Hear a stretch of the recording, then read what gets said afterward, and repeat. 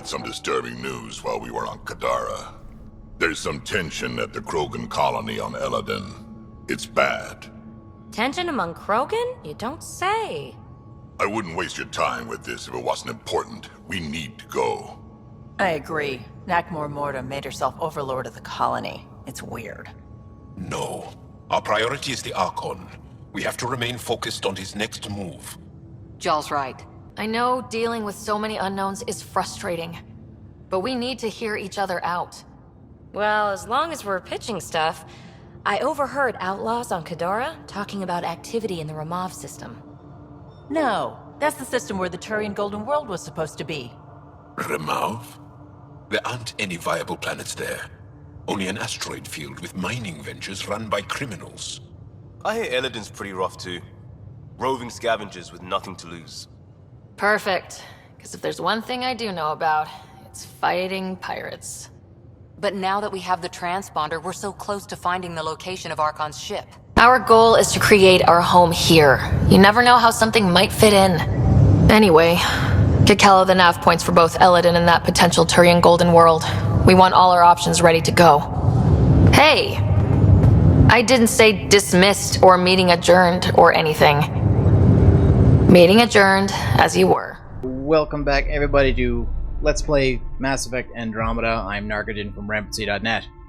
And I'm Blackstar, and here we've got two special guests again. We've got Jillybean and Mal, Hi. And they're going to be staying with us as we continue on with our exciting adventures with this.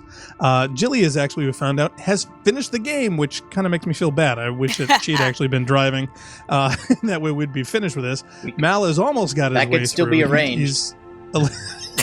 We may have to change that. I kind of wish it's like, hey, Matt, Jill, have you recorded all that footage? Because, boy, we could use it. Yeah, why don't you stream and we'll watch you? Yeah, I mean, her progress is obviously she's got way more time with it than we have for this. So for that, I apologize. But yeah, we're going to get a chance to go over their impressions and their feelings of it, as well as exchange some ideas on what might actually help us with some more rapid progress for you guys.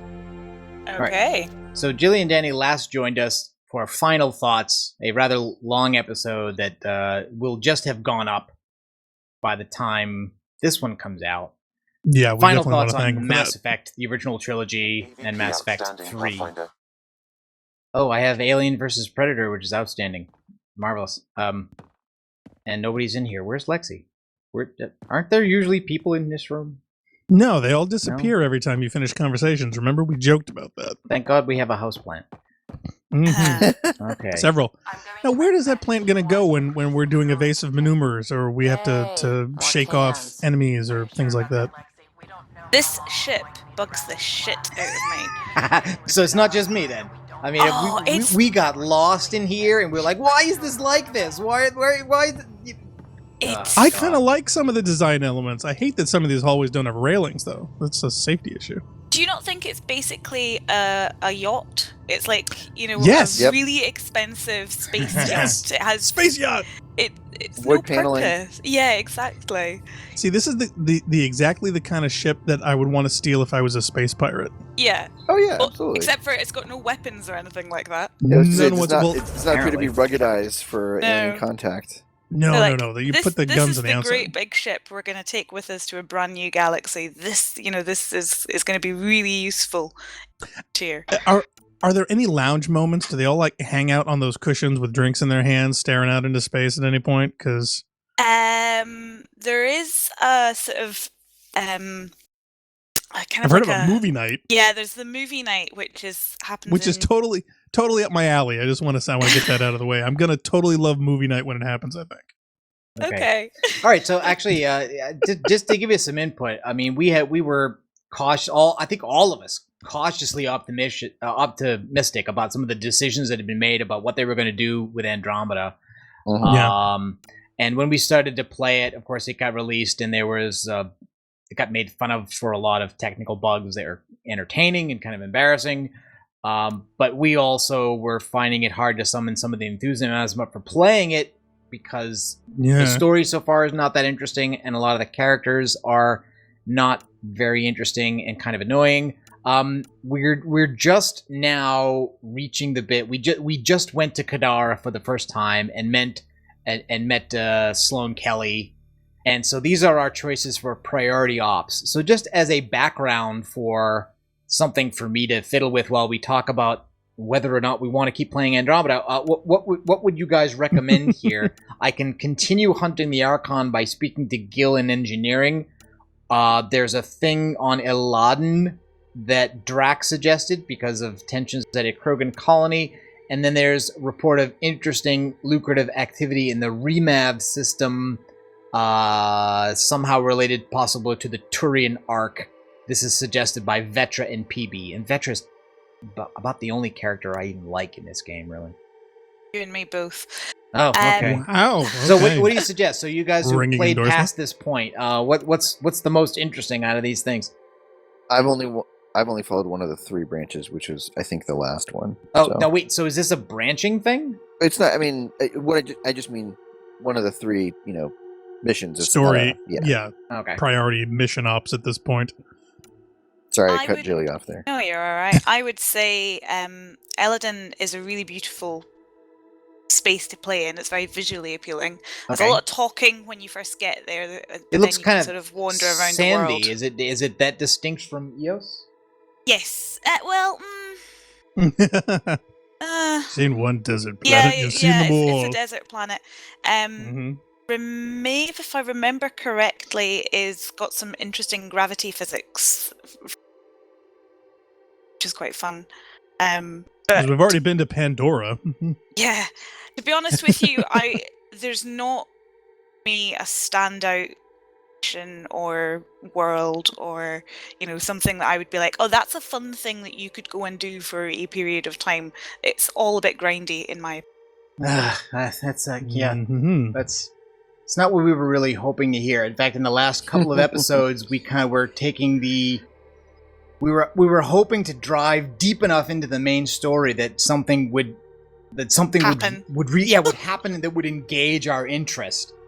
And as a result, we started kind of aggressively putting off stuff that seemed to us like side things, side characters, side locations. That we ended up wandering around on, I think, Aya, where people are trying to say things to you, and we're like, nope, don't care, shut up, no, don't be able to shut up. And that was putting, and we've got a few Mass Effect fans who are following it, they're kind of miffed. I think they feel like we're not giving the game a fair shake, or they're just not as entertained by us disliking the game as they are by us having fun with it, because we don't generally do, this is not the Jimquisition. We're not here to slag off on bad games. It's we don't really have that much fun doing that. But you're still trying to get to the Chewy Center. Yeah, exactly. And I guess we don't know which way it is. Well, not only that, but the sad thing is, and I'm partly responsible for this, is that after a certain point, you kind of fall into MST3K mode. There's only so many things that you can ignore before you suddenly say, wait a minute, what's going on with blah, blah, blah? And next thing you know, you just kind of fall into that rut. And I think after umpteen episodes we've done so far, it especially if they are fans, if they like the game and they're liking things of it, hearing people poke fun at it is not as enjoyable. Because I really, for the longest time after going through the first 3 games, was really looking forward to this. I really wanted to do a lot of things and see a lot of things and interact in a whole new galaxy in a different way. And I think a lot of us were surprised at the skew that they took. It wasn't quite the expectations that some had, and there are so many things on the underside that are just niggling, and you try to ignore it, you try to get through it, but every time you try to continue on with it, they keep popping up. It's kind of like the Jack Russell Terrier that just won't shut up, and you kind of just fall into a rut, and I feel bad about it. Because you can't walk near a lot of these areas without triggering conversations that go on without you. It's impossible. Do it, Suvi. You told on me. I thought we were friends. You, sir, are uninvited from all my parties. Nope, I think I just lost audio. No, we can hear you. Oh, okay, my bad. Sorry. Just as a random aside, Suvi's voice also bugs the shit out of me. I was going to ask you, at the risk of being, at the risk of being stereotypical, I was going to ask, hey, what do you say about the character who's supposed to be Scottish? I mean, are they doing a good job or what? She sounds like a friend I know. I hate her. She totally pisses me off. She has a very received pronunciation Scottish accent, and I have a horrible feeling that's what I sound like when I'm talking at conferences and things like that. So hate that accent. Is it an authentic accent? I mean, I didn't look up to see where that actress is from, or whether she's. I would laugh my head off if she said, "Oh my god, that's so fake," and she really is Scottish.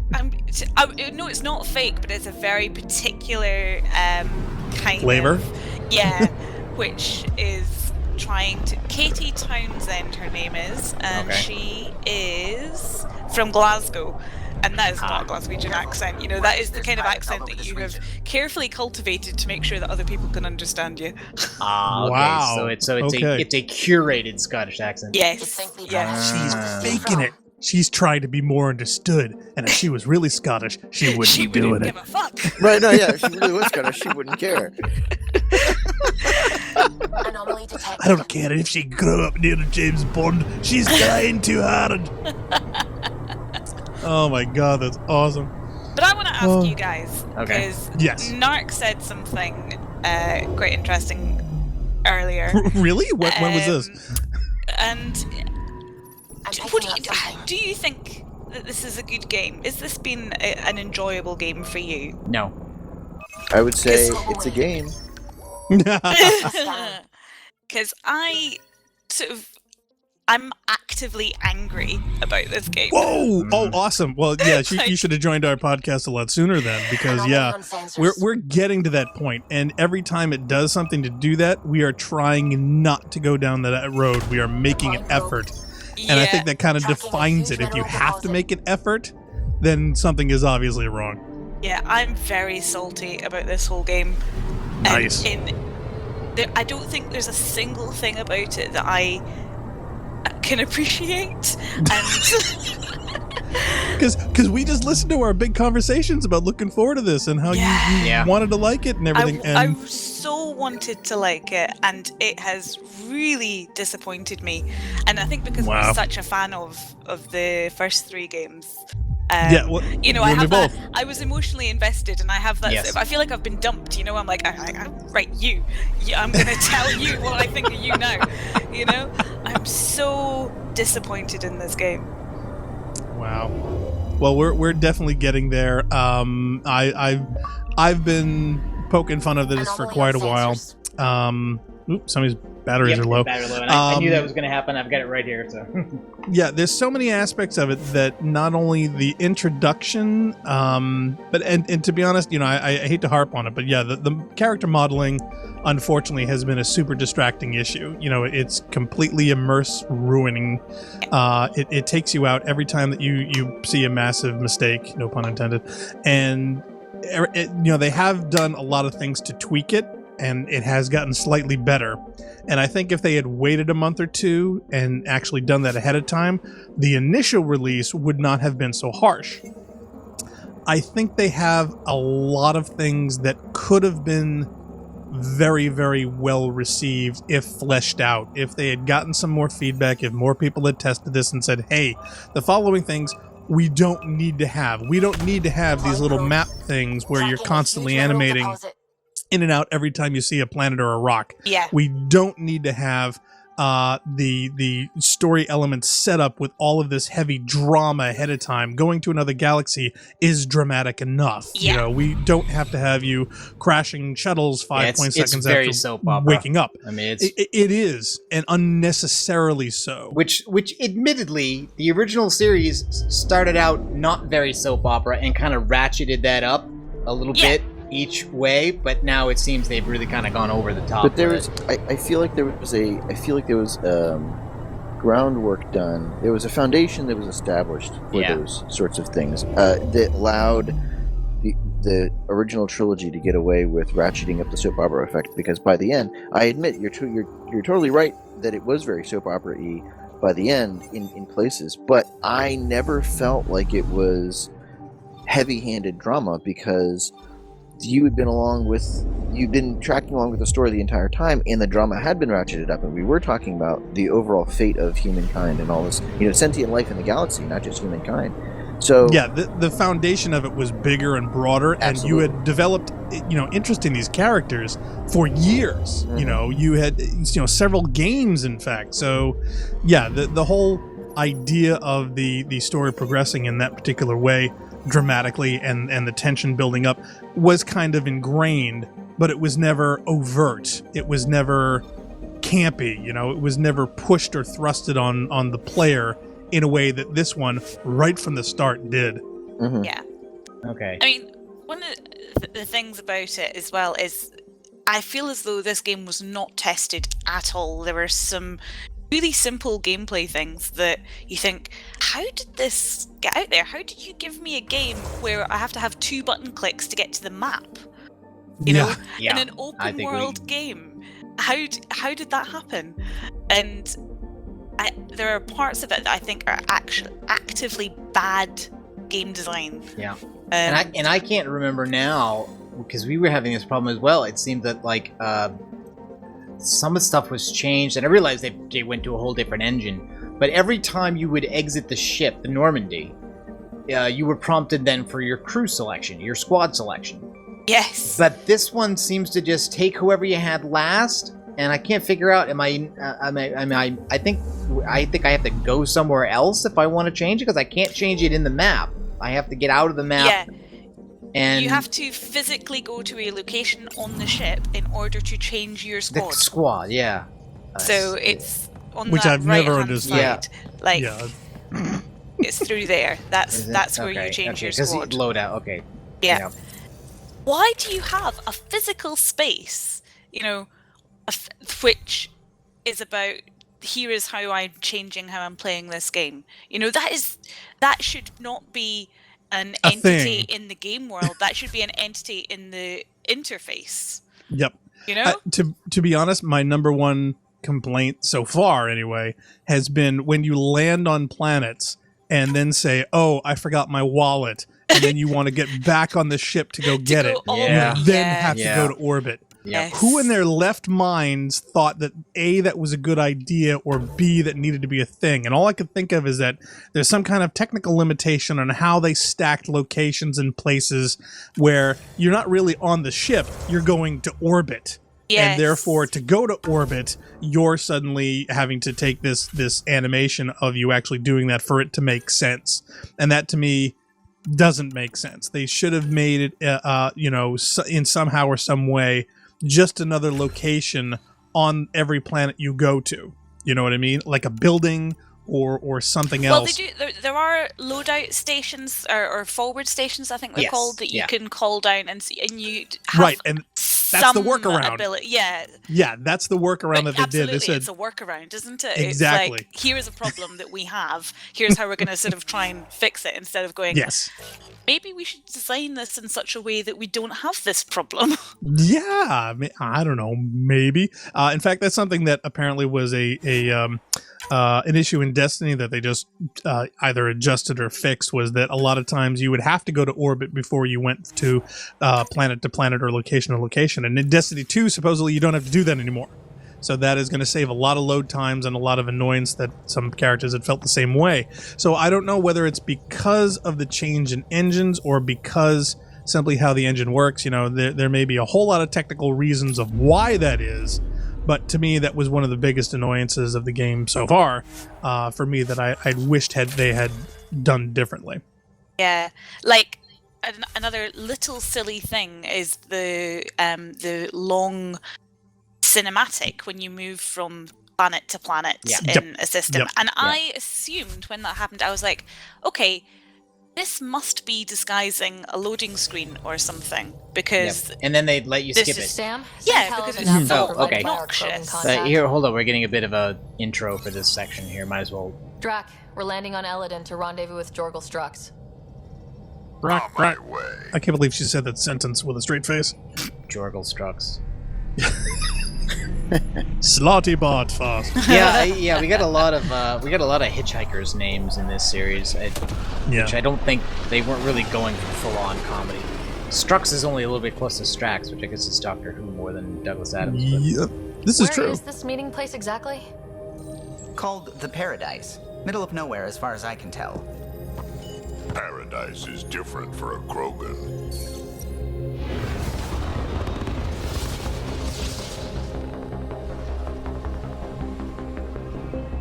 I get the feeling that more games need to do heckling testing with their dialogue. Like, if it's too easy to make a comeback on a line, you really probably ought to think about it. And so much of the dialogue in this game is absolutely cringeworthy. Oh, it's dreadful. I still can't get over my face is tired. Yeah. I don't think anyone can. That whole character interaction.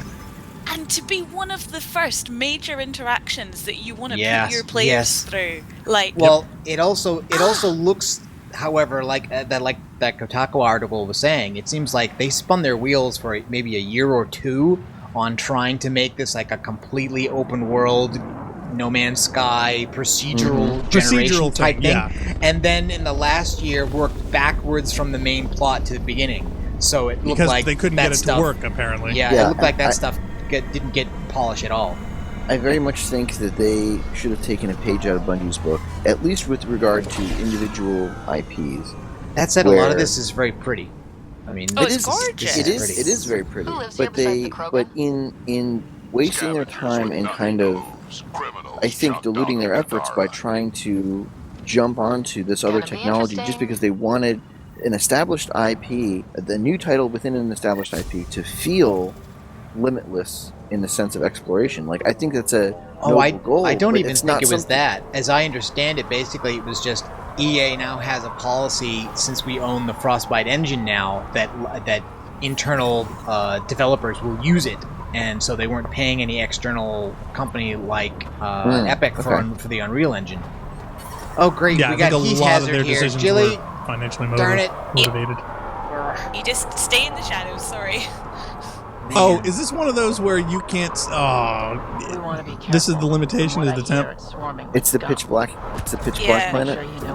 You can sort of survive out and about in this bit, I think.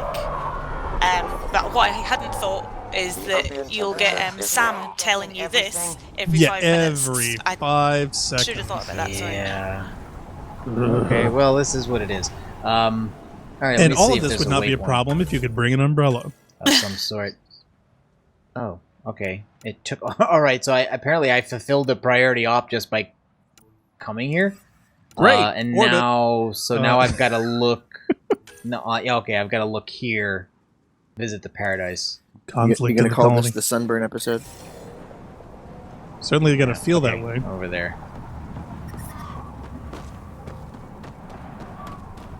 Also, I hate to say it, but have there been a lot of sci-fi with red flora everywhere? Because, man, ever since that No Man's Sky reveal, this is like the third sci-fi game so far that has actually showcased that. I think Halo Reach had a couple of areas that had that. Yeah, Halo Reach had a couple of areas that had color in it. I just seem to remember those. Okay, it's just that the new Destiny apparently has a couple locations that, man, looked like it was ripped right from the No Man's Sky First Planet demo video. And now this one as well, it's like, guys, seriously? You know, we got to come up with some different shades. I mean, I'm in full mourning mode at the moment. This game treats physical space very, very strangely. Like, so many locations, like walking into this room is a really good example of this. This is quite a large room, you know? Yep. And essentially what you're going to do is walk between this character and another character, I think, has something to say in another bit, and this happens in the ship as well. It happens in the Citadel, that thing that's not called the Citadel, the Nexus. The Nexus, yeah. You know, there's so much ground to walk over to get the one bit of dialogue from the person, and then walk back to the next person to get their little bit of dialogue. That hasn't always been the case with Mass Effect, though. It has, but there's something about the amount of empty space in this game really bothers me. I don't disagree. Well, what I find odd is that you're suffering temperature problems every time you come out of the shade. Yeah, but this and yet guy's there's tons of people who out aren't in shade that it's not a problem for them. I'm literally going to have to stand in the sun to talk to this guy. Unless I can do it from here. Alright, fine. Are you do it from there. Strux? Maybe. I think you are. Sarah Ryder, Pathfinder for the Initiative. Can't you tell from my helmet? Yeah, That I is a did. really impressive Thanks for helmet. coming. Oh boy. Okay, yeah, and let's talk about the dialogue system. I mean, I understand that people were ticked off at some changes in the old system in terms of not getting exactly what they expected out of a line. And this doesn't solve that problem. It doesn't solve that problem, but often it just seems many times that there's just no difference whatsoever in what happens or what is said or how between options. And I also feel as though I went for quite a formal, logical character, and the game continued to treat me as if I was this lovable rogue. I was like, you know, every single interaction I have with you people is me being very professional and sensible, and you think that, and still these characters then speak to me with that very jokey sort of like tone, and even Ryder makes jokes and things like that. And it's like, if you're gonna have this system where, and there's like, the only thing that really acknowledges it is Lexi sends reports that she to you saying, oh, you're a very sort of professional person, aren't you? And then the rest of the game just kind of assumes that you're going to go with this, and I'm going to say this and hate myself for saying it, but this very sort of millennial snarking, you know, Buffy speak style of living, which is one. I blame Joss Whedon. Yeah, I blame Joss Whedon. It's one, you know, it's one way of doing it, and again, sort of collapses that little very delicate house of cards that is, oh, you have all this choice, but we're going to do this one because this is the one that we think most people are going to go with. Yeah, so you felt like no matter what response you gave, they replied to you with snark. Yeah, I feel like it's an industry standard, though. Yes. Oh my god, she literally... I think it's a generational She standard. literally just said some of my best friends are Krogan. People in my clan. Yep. Wow. So, trouble at the colony? Yep. It's heading to a bad place. We can't be there anymore. Morta's become a tyrant. So, Did she kick so you speaking of like Hasn't come cringingly back yet, so we're stereotyping laying sorts low. of things I wanna that this keep my game eye on exhibits. her. She's planning a strike And this is the against point. This is one of the points that we were talking a little bit before we started recording about some of the stuff. And I was going to say that while, you know, from the technical standpoint, the game has some issues, and from a canonical, you know, story standpoint, it's got some issues. I feel like it's got fewer issues, but it still has issues. I could forgive one or the other, but not really both. And one of the biggest things for me that set me down kind of the path of the perspective I have on the game was from the very, very beginning, when you inherit Ryder's helmet and Ryder, like the original, like, you know, Father Ryder. Mm-hmm. You inherit the helmet and the status and the mission, and you just it is the exact. I had kind of stopped myself and I said, you know, this, you could take the same story and find that exact same thing, those tropes and that dynamic in many other fantasy stories. That, oh, you know, I now have to ascend to this station, and I now have to literally don the armor and take up my father's sword and all this kind of stuff. And it's way too much of that for for belonging to Mass Effect, which was pretty groundbreaking in a whole lot of ways, and being, you know, or being intended to be a, you know, breaking further ground within, you know, within Mass Effect itself, you know, as a sci-fi title. I was really disappointed to see elements like that be the reason that, you know, I, the character Ryder, am now doing what I'm doing. I would have been perfectly happy with somebody just waking me up out of cryo and saying, hey, this is the thing you signed up for, you're here, you're exploring this new galaxy, yada yada yada, you are the tip of the spear, go. Like, that would have been just fine. I think that's what a lot of people expected, and were terribly surprised that wasn't how it went down. We did not like the way that was handled. We ranted at it quite a bit, along with this very amorphous job description of Pathfinder, which we thought was really nonsense. And I think that I understand the intent insofar as they give you these options to say, hey, am I going to have a scientific outpost here? Am I going to have a military outpost here? And then that coming into play at some point later down the road, and We giving need the you Krogan the and the leeway Krogan to need decide, us. oh, is this going to be, We all you know, came to Andromeda as overall, one. is it going to be We a should at least try to scientific fix effort, this. or are we coming to establish won't be a force, colony to and make then peace with and science mortar runes that we in. develop will catch up in You time. don't believe me? Go to the Krogan colony I yourself and see appreciated what the she's planning. attempt at giving me the choice, Talk but I to don't Raven or Brink. really He's one care of us that much on for the how it's inside. actually implemented. If the safety Yeah, of the Nexus is really and on it the line, tries to I'll do go. a lot of good Better hope things. she doesn't And shoot me on reading sight. that Kotaku article about Yeah, that'd be a how bad omen. troubled the development was, you know, it's very clearly a game that has had a dark and difficult past, and I think a lot of the little gameplay issues have pretty reasonable explanations. You know, clearly they ran out of time testing on script and things like that, so you know there is that part, but fundamentally there's kind of, you know, why don't you trust your audience and your fans who have said, all right, I'm going to buy this game about being in space, and you know, trust that actually just want to be in space. They just want to go out and, you know, explore some planets and things like that. Go places, do things. Yeah, trust in your concept. Podrax, bless you, honey. Yeah, Why they're did all they- jumping down and flying places. Yeah. So somebody forgot to carry the one when working on that algorithm, apparently. Yeah, I think, and it's funny because people talk about how long this game has been developed, and now that we're hearing out, well, we actually spent a couple years doing something that didn't work out, so now for the last year and a half we had to come up with something else.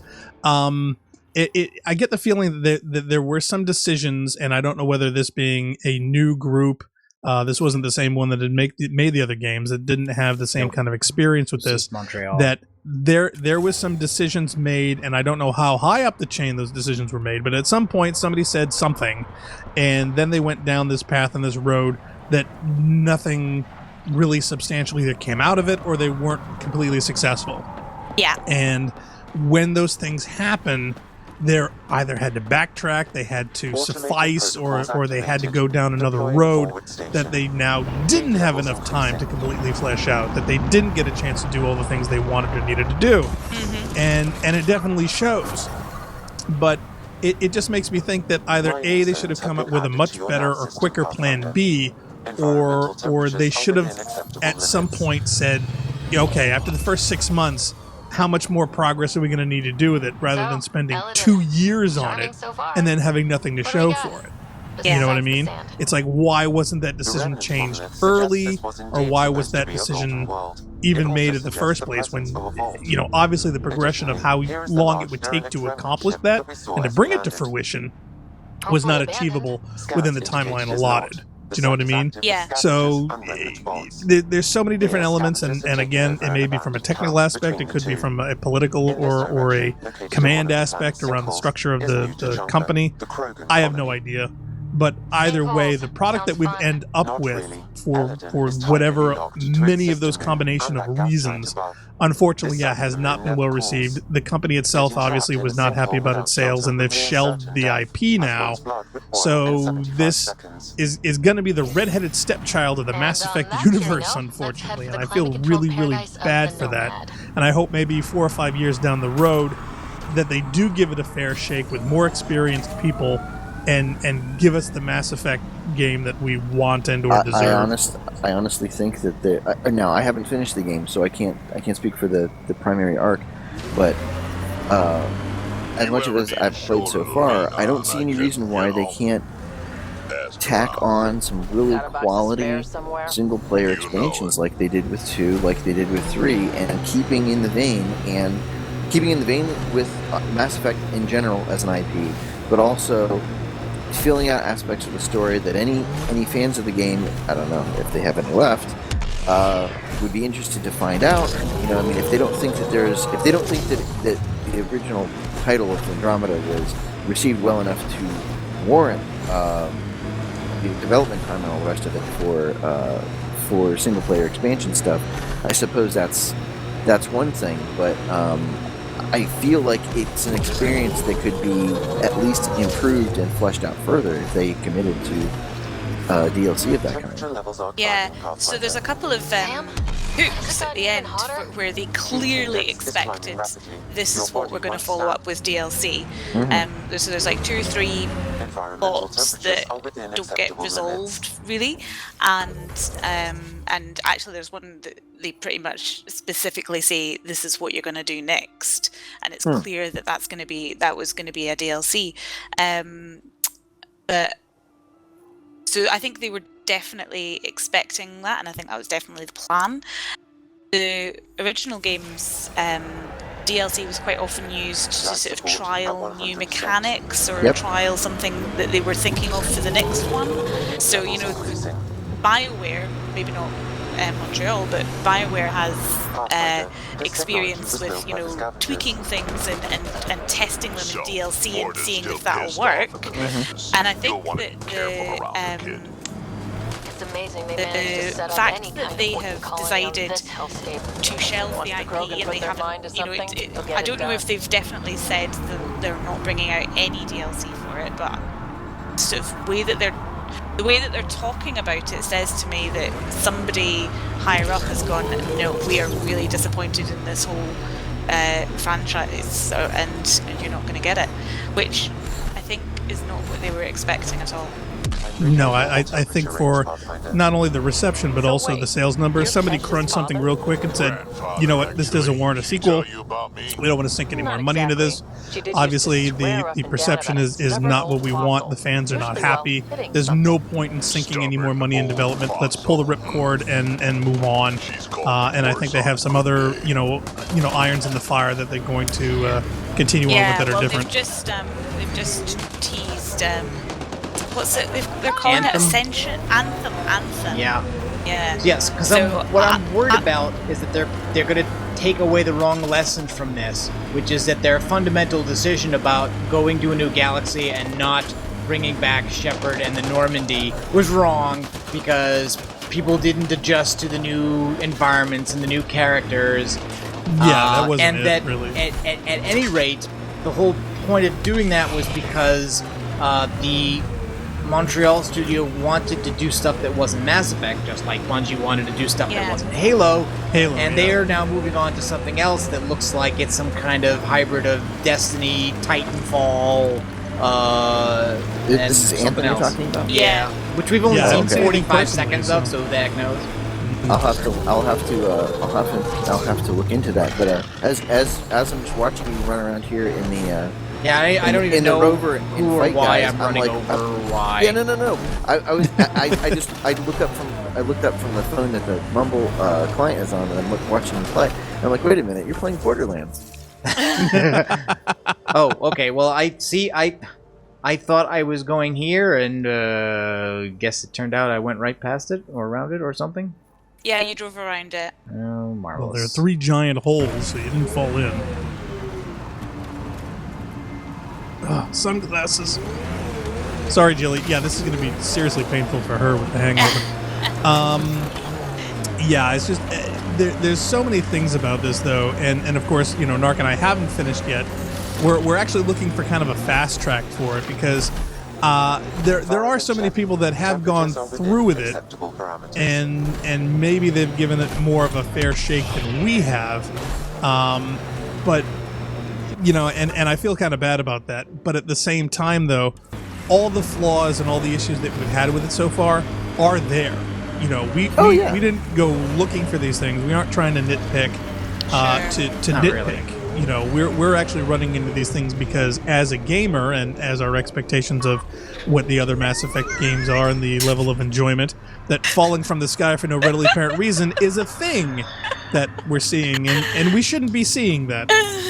So, and unfortunately, they're terribly comedic, and we make fun of those comedic opportunities. Have you had much interactions with Jal, the Angaran? Because one of the other sort of like little things that annoys me more than it should. I think annoy all the Angarans annoy me. Yes, frankly. Really? I mean, some people are quite enamored of them, and I just don't. They're super stuck Why is up, this and locked? they are some of the most uninspired creature design that I've Yeah, seen. I don't like the Yeah. design. I don't like the way they act. I don't like the way they sound. I don't like anything about them. I guess I've come to the back door of this, and so it's locked, and we obviously can't get there's in not from a this side. bell for you to ring. 'Cause Nope. Who'd want to deliver anything to a doorway? Yeah, I just think they're kind of like an amalgamation of the kitty cat creatures from Avatar. They I think have been pulling those same kind of tropes with the big cat eyes and ears and whatnot. And I think what they wanted to come off or to translate as nobility or some kind of self-confidence in their noble struggle against their evil oppressors is coming off as arrogant and jerky, and they didn't know how to convey the emotion very well. Yeah. As Narc gets stuck in a flag. So yeah, it's sad because I, as far as the alien designs go, also feel that a lot of them are very uninspired. Everyone seems to be bipedish. Everybody seems to be about the same height. Everybody seems to be, warned you not to expect have too much from that. X amount of fingers and X amount of toes to fire the exact same types of weapons we have. Even the original Mass Effect 3 games had more interesting character designs where some were floating gelatinous blobs with tentacles. Some were these big haunching, the Malcord type creatures. They had aliens, and sure, there were still a bunch of bipeds, and there were still a bunch of people that were interacting in the same environments and in the same places, all breathing the same air. But here, it's a whole nother galaxy. You really expected differences. You really wanted something new, and you didn't want your characters walking through your model of your rovers because we're not looking for these things. Yeah, I mean, and this game's already been patched 8 times. I mean, this is version 108 now. And it's not like we're even fighting. It's not like we're even doing anything that might cause him to interact in a earlier weird when way. I drove around, there was a bird who was clipping through the ground as well. Yeah, I saw the birds that were coming out of the ground. Yep. So apologies, but these things are really happening. I could forgive the Angaran design. Narc, stop. Turn left. If the Kett were better. Wait, am I supposed to go down the pit? No. I think they're almost you even wanna worse. Circle around. So see where that big red flag is? Yeah. Want to go? That's the main door right there. I just came from there though. Didn't I? Right. I think she means the approach should be different. Yeah. Turn right. See red flag with white things? That's where you want to go. Alright, okay. Yep, okay. Welcome. Thank you. Environmental temperatures are within acceptable limits. How do you feel about spoilers?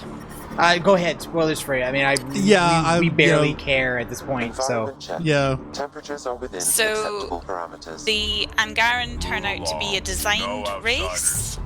okay, They've been so they haven't evolved. They've been a biologically created race by the Forerunners, or whatever you want to call them, and the Remnant. By the Remnant. Okay, so not by the bad guys. The Kett. The Kett.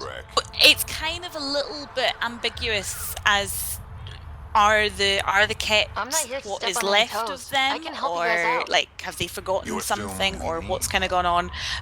Basically, the whole thing under sort of the concept going underneath the plot is about designing biology and making your race better, which is a really interesting thing. Could be an interesting thing. That's sort of an interesting discussion. But when I got to that part, I was sort of like, because I'd been privately thinking that Jal is like, he seems designed by committee as a character. It's like, how can we make this character that everyone's going to love? We basically want to make Garrus 2.0 here. How can we make the next Garrus and make him really sexy so that everyone wants to sleep with him, because we're going to spend a huge amount on his romance scenes. We're not going to give any other romance scenes that much attention. And I was sort of like, it's sort of, the irony that they've kind of acknowledged in their plot as well, that these guys are designed. They're very inorganic. Did the Krogan bring a Thresher Maw with them? I was hoping that they would. I'm still waiting for them to. Well, he just to said swallow something up about many it. characters. He just said something about a giant worm. But we're also at the point very early where all the arcs are supposedly still missing. So I was wondering, like, even if they brought a Thresher Maul, where did they bring it? Yeah. It was an egg. Just stay out of its way. It'll barrel right through you, tear you to pieces. Thanks for the heads up. It's up in the north of the map if you want to go see it. It's pretty pretty. All right. Do they ever Do that. Why not? fully say what happened to the terminal with arcs? Dr. O'Keefe's data was right next to the scrubbed ones. Don't worry, Dr. Not Bernard. I'll track it down. really, actually. Oh, okay. Really Hey, we explain... just name dropped Dr. O'Keefe here. Hold on. Mm-hmm. Hey, considering how much Krogans are boning all the time, how come we haven't walked into any of them? Is it because you're a fan of the Krogan genius, Dr. O'Keeffe? I was thinking that the DLC would have come in the form of, oh hey, now we found this. No? Now we found the arc. Now we found one of the arcs, and we're gonna go spend a bunch of time with the people, the inhabitants of that arc, and help them get set up and whatever new planets they've landed on or whatever. I think that was exactly going to be the case. One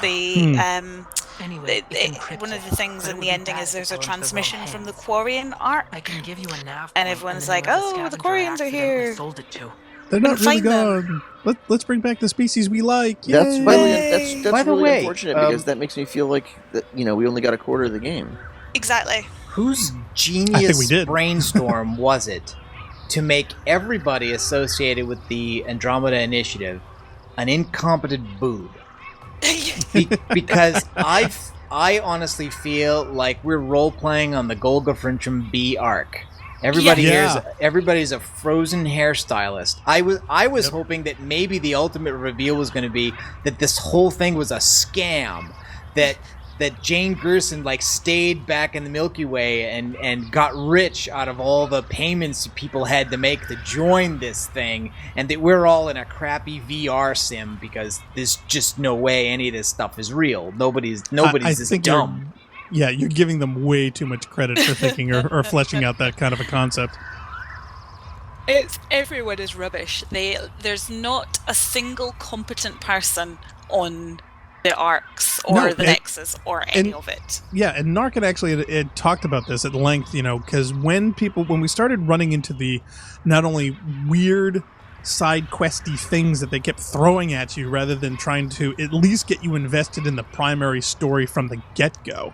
Yeah. We get out from on frozen territory, and immediately we are side quested on a bunch of strange things. But every character we met seemed to be either ill-equipped or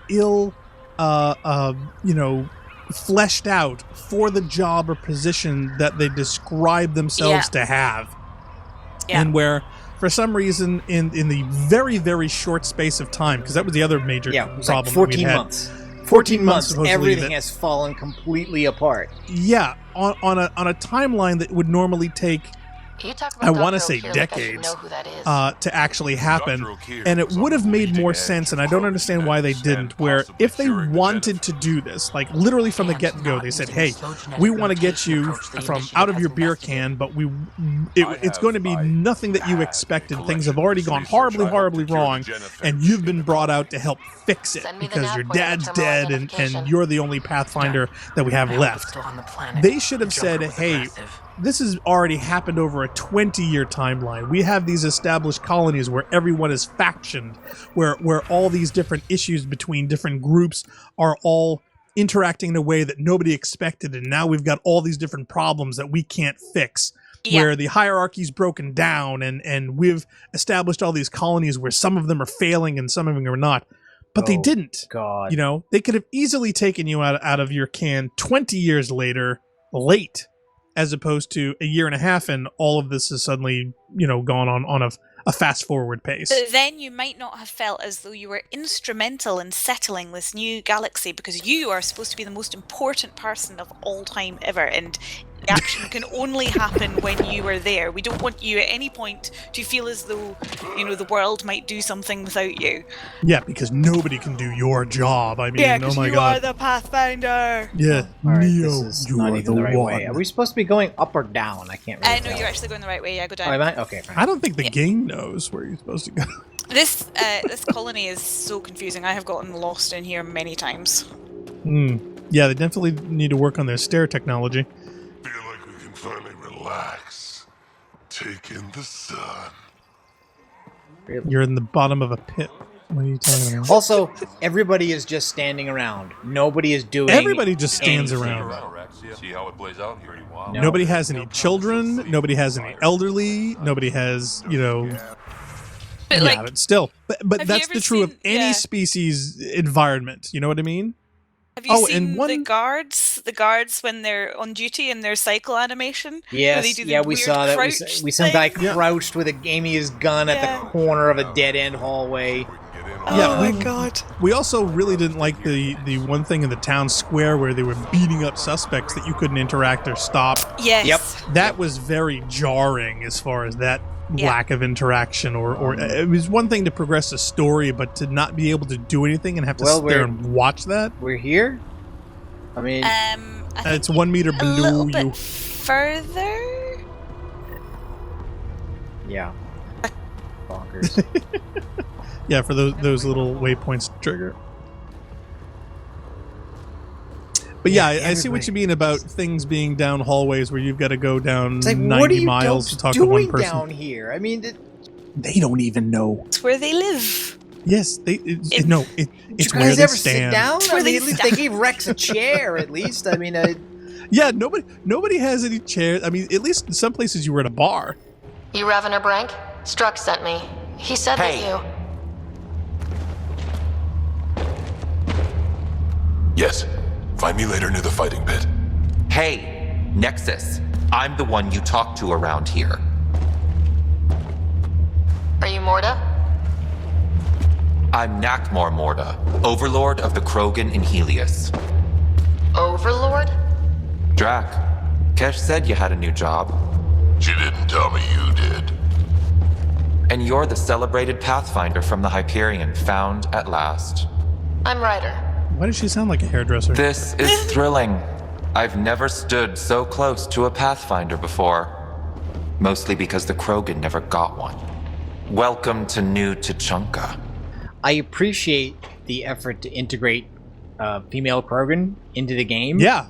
I really like it. In fact, the female Krogan that you first meet, she's probably my favorite character. The other good character besides Vetra. But then again, it seems like the Krogan have become really catty all of a sudden. I want to like Vetra. I wanted to like... You're right. Yeah. I don't. You weren't there when the Vetra council is species on the Nexus banded interesting together because to screw over the Krogan. She's the best of a bad bunch, and she's also sort of almost competent as well. Yeah. It's just, there was something about her that just didn't resonate with me, I guess. Why are you here, Pathfinder? Well, she didn't make a great first impression with me, just because even the old games kind of had an axe to grind politically. You kind of like a very pro-military, anti-politician, anti-bureaucratic thing, especially when it turns out that Anderson is the great guy, and the ambassador, of course, is trying to undermine you and all this stuff. And here, what it was is that they set the administrator up to be this visionless bean counter. And Vetra was set up as the counter to that, right? Because when all the bureaucrats are trying to stop you from leaving, they finally show you the ship and you're going to go on their first mission, they try to stop you. And Vetra's the one who greases everybody's palms, basically by taking permission to take off as a bribe in return for choosing who gets unfrozen. And I was like, wait a minute, that's not cool. I know you're trying to set that up as that makes this character cool, but that is not cool. Yeah. Our outposts are new. We could use the advice. Your manipulation is so transparent. No advice for you, only regret. Watch, the Krogan will thrive and the initiative will pay. Get out of my face before I smash it. And I know that it's pretty much de rigueur for voice actors in video games to do all their lines in big, long sessions. They don't get rehearsal. They don't get multiple takes except for combat screens. And they certainly don't get sessions together with the other actors on the game to play off each other. Unless you're Ken Levine, unless you're working on the Ken Levine project. Yeah, But unless there's you a can tonal demand element it. that's lost when you do it that way. But at the same time, this game just feels like I feel like everybody is delivering one-liners in a vacuum. There's barely any comprehensible link between one line and the other. I almost feel like a bunch of index cards have gotten mixed up. Like everything's got tossed in the air, and you're just picking them up off the floor, trying to assemble a conversation. Yeah, almost as if they wish that you could have it done procedurally generated with Siri or some other AI that could actually say the dialogue and you wouldn't have to worry about it. Yeah. But we must get out of here before my face, I smash it. Yeah, I mean, it could be, a tone lot of is these could be read by Siri. Yeah. And for me, I can't remember the name of the series, but my wife and I watch anime on occasion, and there was just a series this past season that was about a protagonist who was a starting seiyuu, doing voice acting for anime, and it apparently seems that even though they do a lot of different shows in a season, it is normal that you bring in the cast together and they record episodes together, and if there's a scene between two characters, they are reading the lines off one another at the same time. That's the only way to really do it. It's not done remotely over ISDN. It's not done in big long sessions, one per character. It's almost like a radio program, And these it's a productions radio are all show. cheaper than a AAA video game. I mean, they're not tens of millions of dollars. I mean, it's only the biggest shows have budgets like that. All I can think of is either a scheduling thing or the facility doesn't have the chance to do multiple mic recording for multiple actors simultaneously. Ryder, which is sad. Ryder literally just threatened to out the Overlord on social media. I'm gonna tell on you. Exactly. You mean the evil Queen Bavmorda? Oh wow, that's There's as soon as I saw her name was Morda, I was like, oh, I wonder where they got that from. I wonder. Krant the Raging? You mean the fans? Or should I say, the disappointed group of game purchasers?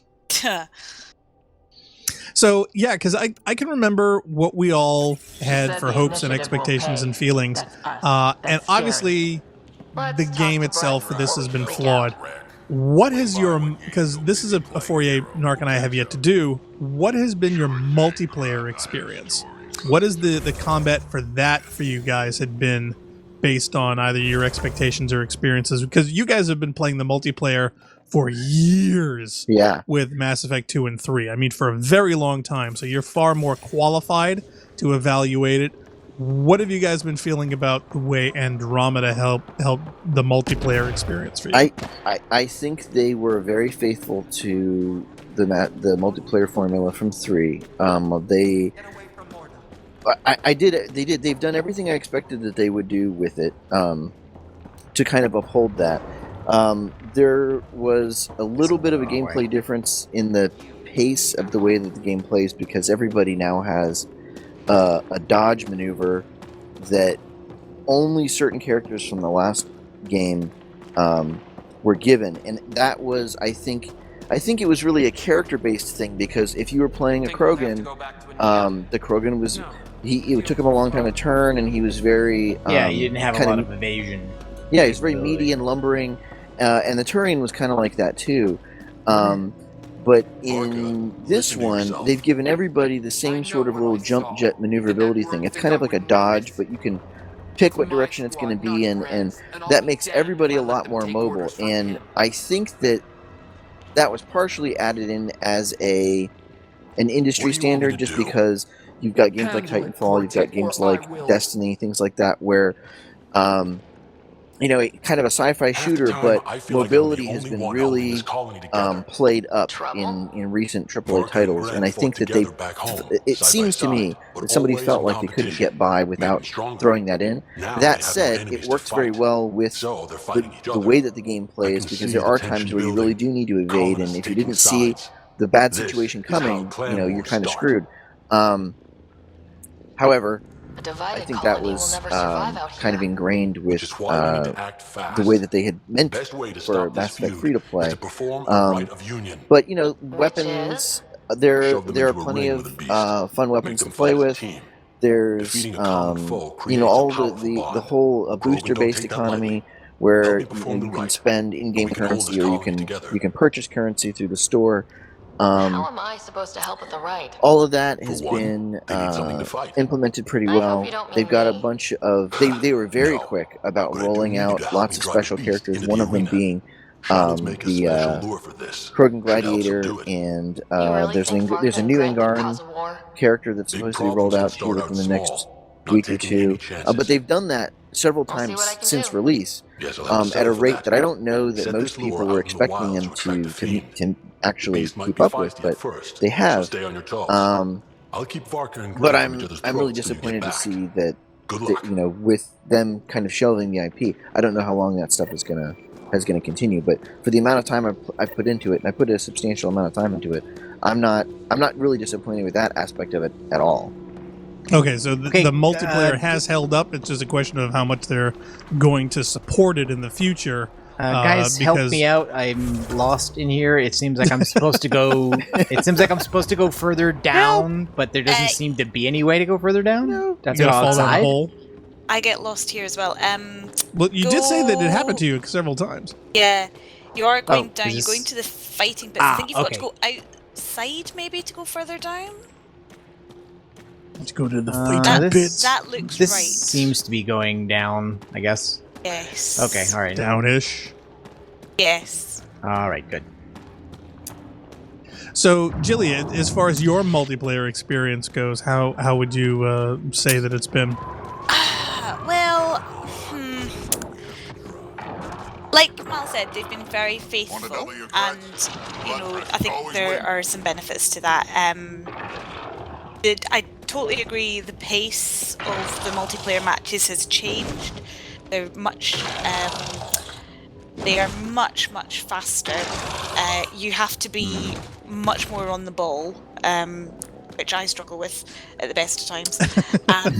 And one of the little things that I've kind of been bothered by, but I know that Mal doesn't necessarily agree, is I think that the way biotics are implemented in the game has slightly made them less powerful, and I don't know if that's maybe something to do with the way Frostbite has to calculate the damage or something like that, but chaining lots of biotic attacks is a lot harder. And one of the little things, I'm willing to be corrected on this if somebody better, but when you have your 3 powers in multiplayer, and each power has its own cooldown. So if you throw somebody, that you have your other powers are available to you, but the throw is not until the throw has reset its cooldown.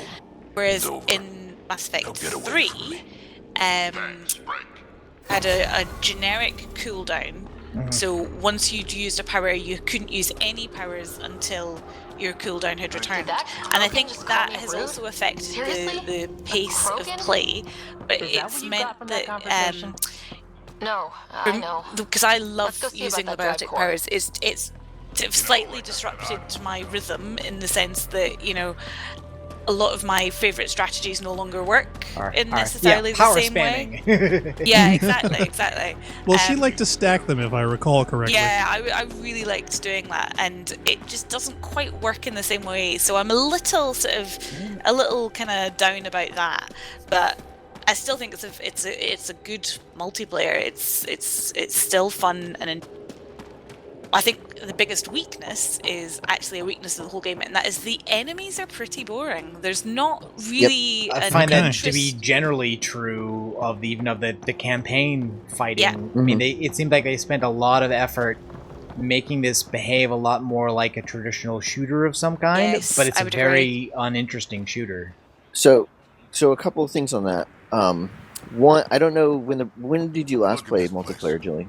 I think it was with you that me, you, and Ruth that time a little while ago. Yeah. So probably maybe a week or two after that, there was a patch that fixed the biotics so that the combos were more powerful, and truly, I think that might have just been the only thing, because initially it felt like they were really relying on gunplay a lot more, and the biotics were taking kind of a backseat. But I have to say, I don't feel that way anymore at all. I think the biotics have the rightful power kind of restored.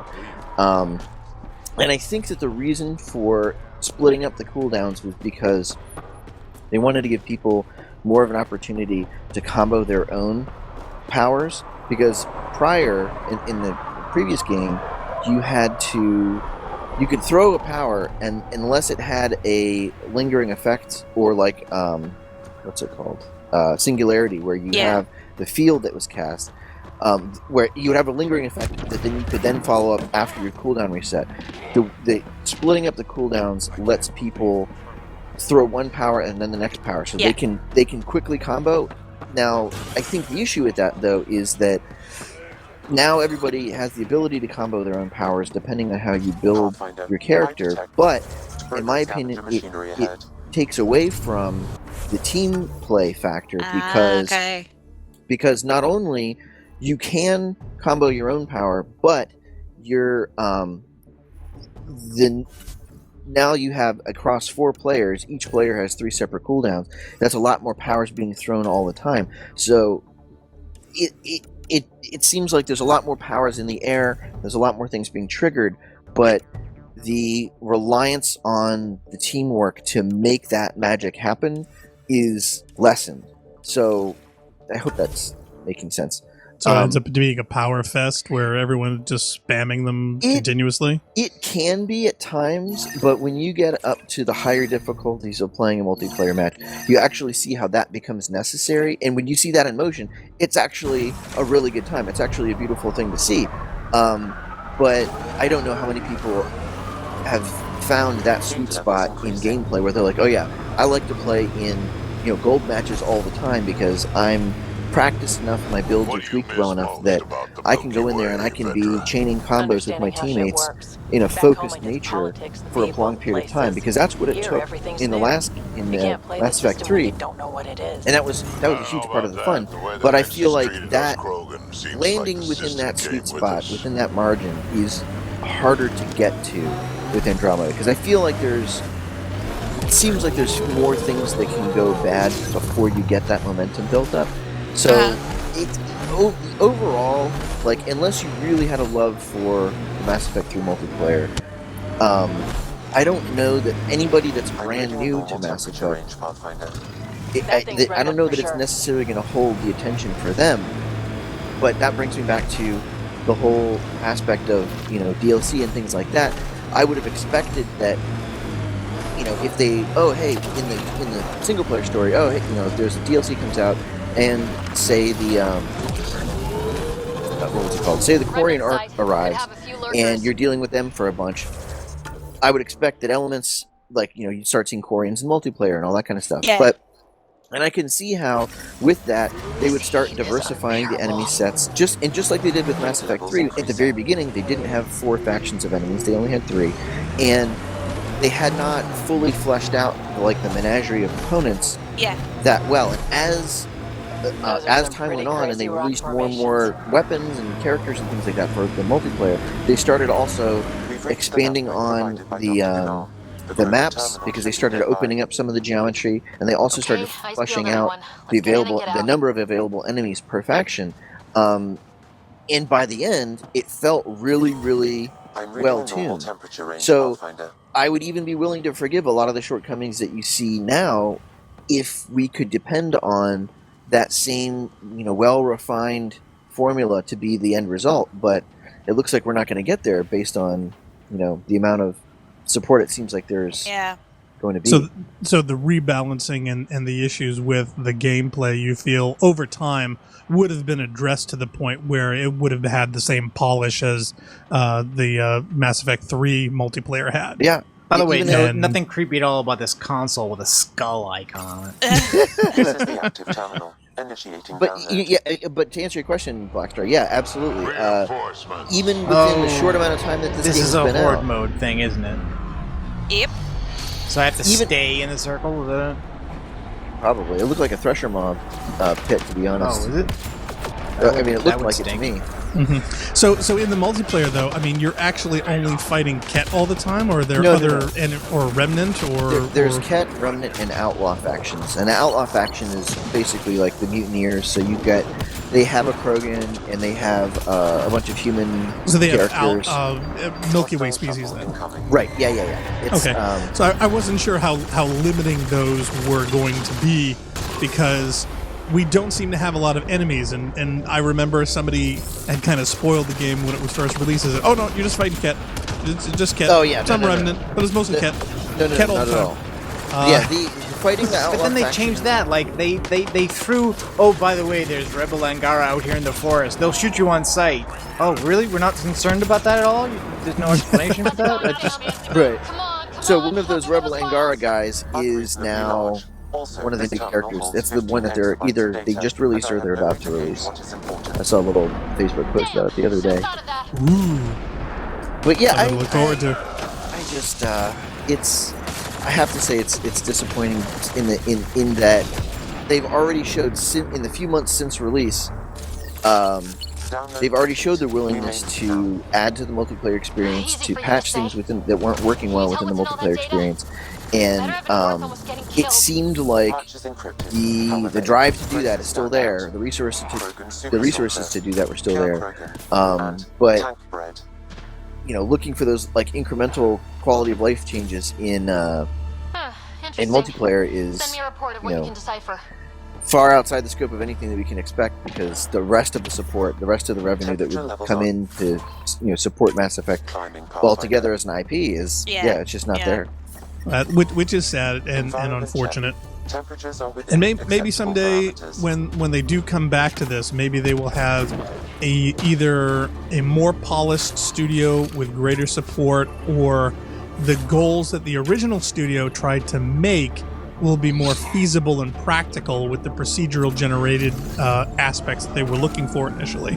By the way, can you run over a fiend? Does that work? I don't think so. It'd be nice.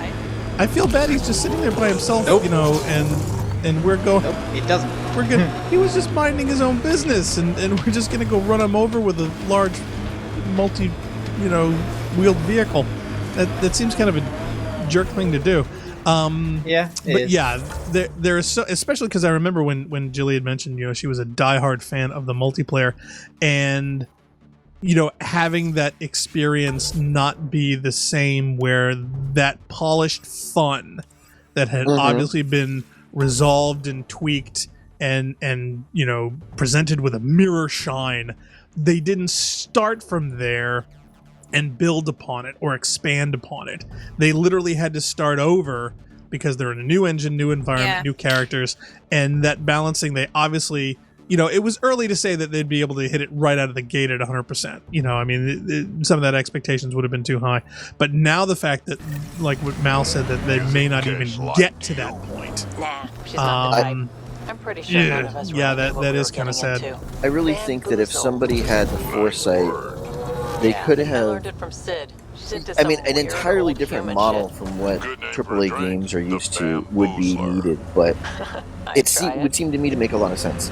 If they were able to offer Mass Effect Andromeda for, $25 or $30, half the price or a little bit less than half the price of a full retail release, but they only had the first 2 planets, and they only had enough of the game there for you to get,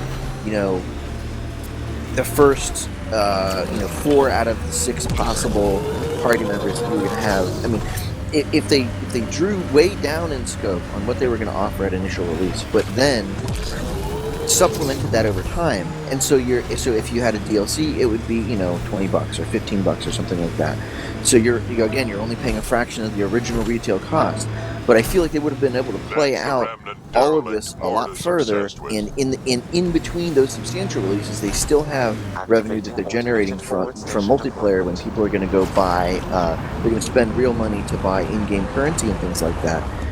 If they just took it at a longer timeline, they would be able to arrive at some point they'd be able to arrive at that state of having the really refined gameplay and the really refined feeling to the the variety of enemies and things like that you were seeing. Because for anybody that spent a lot of time with it, between the beginning and the end of its run, the Mass Effect 3 multiplayer experience was vastly different. But I don't think there's any one specific point you can say, oh, here it was good and here it was not good. I think it was solid from the beginning, but they just consistently improved on it. I think if these guys had drawn the scope way down and just polished it, they could have meted out the rest of the content that they had for the overall primary arc over time. I don't think anybody can speak to exactly how that would be received, but I think following a policy of quality above everything else and approaching it from a different standpoint, I guess, just in terms of perspective of how you release things. I wonder what brought it down. Honestly, I don't want to call Mass Effect a dead IP, because I think far from it. Hopefully they're maybe on doing hiatus, right? But I don't think that they would have found themselves in the stalled position it seems like they're in now, because they would have been able to play out the fandom without taking advantage of it or of cheapening it or making anybody feel like they've been strung along. If you charge an appropriate price for an appropriate sized dose of content, but then intend to support it for a long period of time, I really think that that's become a winning formula. And I think the old models of here's a $60 tentpole thing, purchase. Yeah, let's try to cram everything under that we possibly can. Yeah, I think it carries too much of a risk of exactly what happened here, where people buy it, they get through it, and they go, yeah, that wasn't really as good as I wanted it to be, and they're let down, and then their confidence in the IP is diminished. Yeah, and it's a lot of pressure for a studio, too, to pack everything that they possibly can under that $60 tent, because if there's one aspect that doesn't hold up, well, the rest of the tent is going to fall over, and people are going to have a colored perspective or colored experience that is going to hinder not only its quality in the mind of viewers, but also the experience for anybody interested to get into it, because maybe that's the one thing that they were looking forward to, or that would have appealed to them. Speaking of polish, though, I gotta say, the one thing that I have been consistently happy with this game and have enjoyed immensely is the planetary environmentals. I think driving around the different planets is probably the best bit. The terrain layout. I hate that they locked it away with the environmental hazards. I got so, I assumed when we landed on Eos that my inability to survive trying to get to some of the waypoints was just that I was dumb, and that I should have been able to figure out a way to do it, and then it turns out no, it just kills you. You go there, before you get enough viability points, it just kills you. And I'm like, wow, that's really boring. Why put waypoints on the map and then do that to you? I don't get it. I've honestly spent more time trying to circumvent those controls than I have actually involved with the story of what's going on in there. Yeah, and that's the tent pole that fell out, because the look and the feel of it, and the attention for the range of terrain styles and what it feels like a very Field of Death. No. I'm thinking of the world design itself. No, I mean in the game, somebody just said a field of death. I'm just wondering what that is. They're always good fields of death. I've really enjoyed those aspects of it. Even the goofy Pandora-looking world, I thought was very well laid out. I wouldn't necessarily say designed, but the fact that they did think about so many different things that as you're going across of it looks and appears natural, or at least natural-ish. I really, really enjoyed that. Now, having no death zones and free roaming range of travel, I think would have been better, because I hated the death zones in Destiny. I hated the death zones in this. I understand why they're there, and there's a need for it, at least from a... Why are they there, then? Because I don't understand that. The deep water things... Needless gating of progression. I understand why they're there in a lot of the deep water environments, because it breaks the logic of being able to drive through it. the way that you would air, or that it wouldn't get bogged down and you'd drown, you know. I mean, there's some aspects of where you can't go I sort of understand. Other ones, I think they have to have certain limitations on where you go and how far you can go there, simply because the game itself, or the foundation of where you're roaming, can't go on for infinity as if you really were on a world. So that I sort of understand. But if you I personally wish they didn't have to have them, though. I understand that those limitations can be frustrating, and it's annoying when you're just driving around and just insta-die.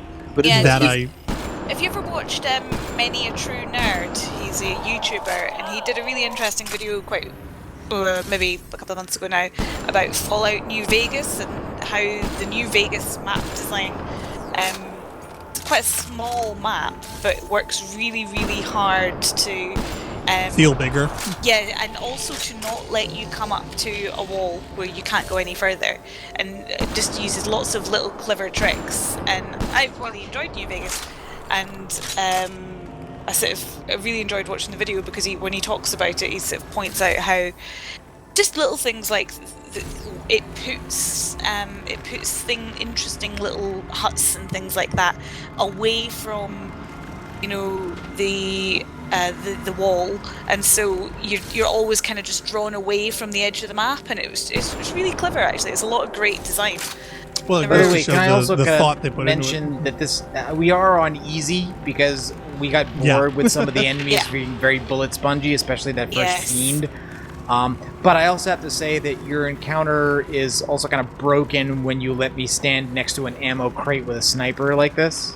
An infinite spawning ammo crate. Yeah, I don't really like what they've done with making the other ammo types consumables, because basically that just means I don't ever use them. Pathfinder, your shields will not withstand this for long. Oh, great! And it's an environmental hazard. Bite me. Of course. Okay, am I not supposed? Jilly, am I not supposed to be here now? Am I supposed to do something else? Spoiler alert. I can't remember. I think there is a mission in here, which is about finding a drive core, but I think you've got to be friendlier with Morda before you get it. So maybe you're not supposed to be here yet. Because I thought this was what I had to do to be friendly with Mordo. Oh, maybe it is then. Well, she says you have to get around it somehow. So yeah, can you get in your vehicle and drive around? Well, that's what I was wondering. But I was also wondering if, since the vehicle doesn't have any weapons, what about the tunnels on the right? I kind of wanted to take out these turrets first. But there are a lot of them, and I think there are some that I haven't taken out yet. Is the goal you have to get on the other side of this thing? Is that it? I don't know. Yeah, pretty much. All right. Eventually get into the ship. I thought we were under it. I thought we were under it, yeah. But maybe that's not. Maybe I'm mistaking. Well, there is a trail here, Pathfinder, so why don't you go on the Pathfound Trail? Which is another thing that we found. Yeah, we keep finding these trails everywhere. So if somebody else has been here, then we're not pathfinding. We're terrible at our job. Yes. The whole okay. Pathfinder I think they want. Okay, well, there's another turret there.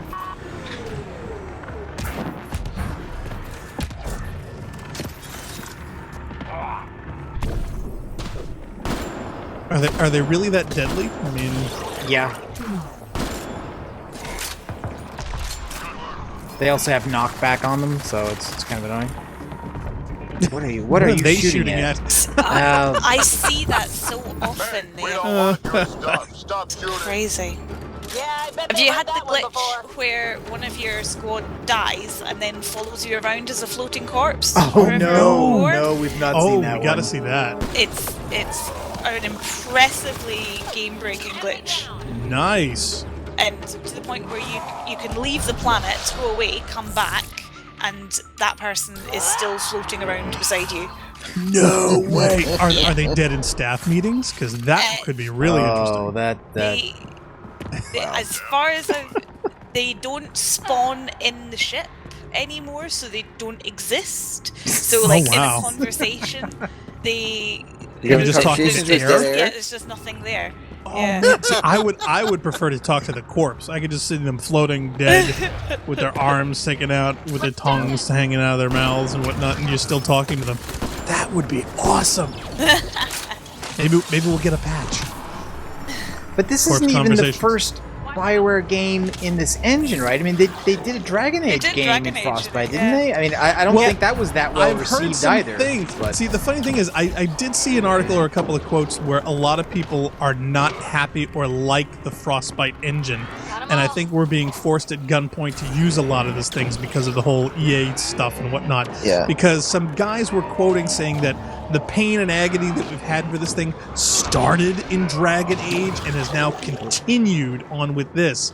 So I don't know whether it's the team experience, how it's designed, or some elements on where and how things work. But there is some technical limitations or design elements that are either incredibly frustrating or limiting, or both, that some designers and game makers are not happy with. And I don't know whether it's because it's just the team itself is used to working with other tools and other engines that do and work the way that they want, and this doesn't, or as this is set up in a way that they haven't been able to get there yet because the development time needed to do what they want to do or what is expected in modern gameplay. Either it's not there yet and they would need a lot more time and development to do it, or like the Cry engine being able to only do certain things and doesn't handle like multiplayer very well at all. Yeah. There's something with it that doesn't work as the game publishers want. I don't know, is there a gun around there somewhere? But yeah, from what I understand, Frostbite is not an advantage in this situation for whatever reason. It doesn't seem that way at all. It's targeting us through the floor. It's underneath you because it's embedded. It's embedded in the wall. All right, Mass Effect Andromeda, everybody. The other aspect that goes along with what you were just talking about with Frostbite itself is, I think that because this is not the same engine though that was used in Mass Effect 3. No. It was there have been a number of people in the community that have said, "Hey, I thought we wouldn't have to deal with this particular glitch," and it happens to be a lot of times it tends to be things within multiplayer. But they'll say, "Oh, I thought we weren't going to have to deal with this glitch because now we're in a different engine." There's some sort of code. There's some amount of code that came across from previous Mass Effects into this one because there are some similar glitches that happen between this one and Mass Effect 3 that it doesn't make any sense for there to be there because the engine is different and all the rest of it. And the only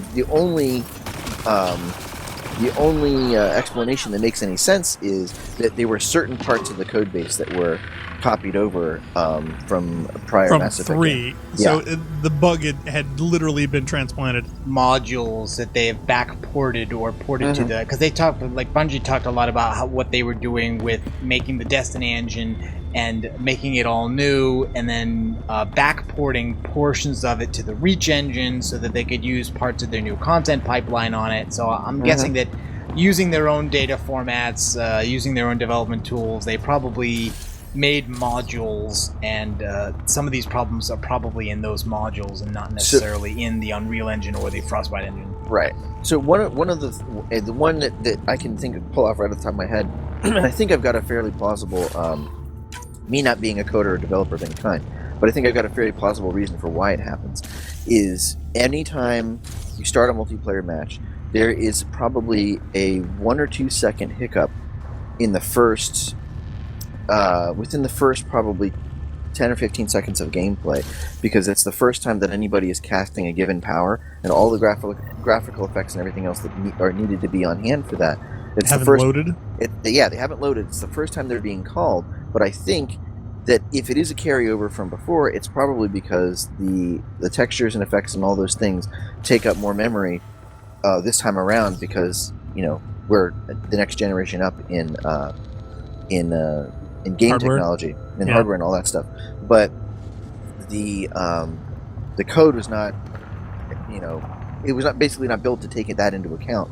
So you're getting this significant stutter every time, and it's only the first time that anybody casts a given power. I'm also not doing that, by the way. I was going to ask you, Narc, what are you doing? Are you trying to poke him with your gun? I'm not doing that. My hand's not even on the controller. Okay, wow. I think I'm going to invoke a 5-minute warning here. Okay. So, final thoughts. I mean, should we? Is it worth continuing with this? really. I hate to say it, but